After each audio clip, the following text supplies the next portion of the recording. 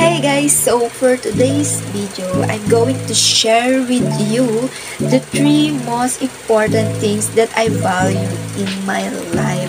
So, proceed tayo sa most important or the first one sa 3 most important things na binavalue ko. So, I have here a rosary kasi it symbolizes God for me, a guidance of God for me. Nga pala, ito yung ginagamit sa religion namin, which is Catholic. So, kahit saan ako magpunta, whenever I go, I always bring this. And also, kapag may mga wants ako or may mga wish ako kay God, ginagamit ko rin siya kasi feeling ko may power. May power tong rosary na to. So, proceed naman tayo sa second to that 3 most important things that I value in my life. So, that is my family. Syempre, family. So, it's like a foundation of our life, family.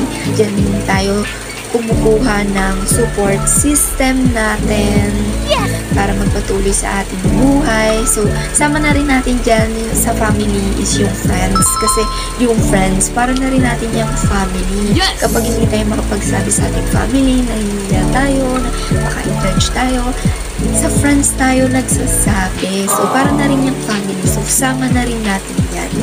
So, kumbaga, family and friends, yan yung sumusuporta sa atin or nagmo-motivate sa atin na magpatuloy sa buhay, huwag sumuko, ipagpatuloy lang yung goal natin.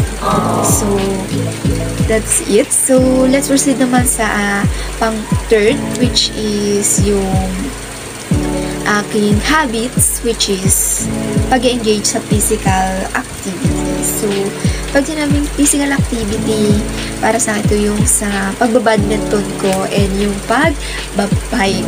So, important sa akin yung pag-engage sa physical activity kasi bukod sa na-express ko yung sarili ko na ilimutan ko sandali yung stress kasi yung stress dapat kalimutan din natin yan paminsan-minsan kasi baka patayin tayo ng stress na yan.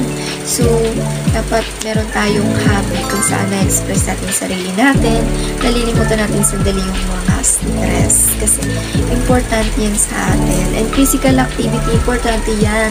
May malaking contribution din sa buhay natin.